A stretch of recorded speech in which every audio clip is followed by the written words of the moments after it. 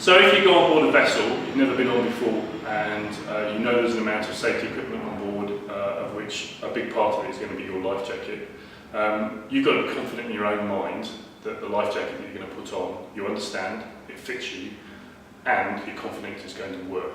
So the first thing you've got to do is understand from the person giving you the life jacket how it's put on, how to adjust it so that it fits your shape correctly.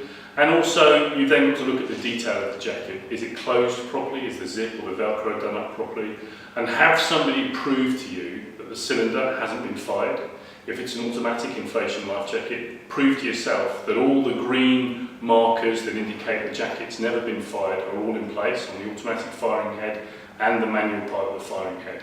Once you're happy that the jacket itself is actually going to work, make sure you put the jacket on with a t-shirt on, with your foul weather gear on, understand how it's got to be adjusted differently for each of the types of clothing that you might be able to wear during the time that you're sailing, and understand what's comfortable for you. Understand how you're going to wear the life jacket with full foul weather gear on, how tight it needs to be. Don't forget the crutch strap.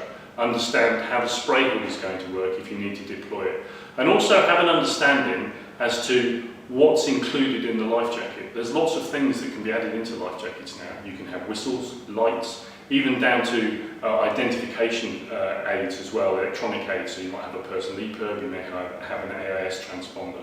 It's all about understanding the piece of equipment you've been given, and secondly, making sure after you've understood how it works, that it will work, and you can only do that by checking it and making sure all the components are as they should be.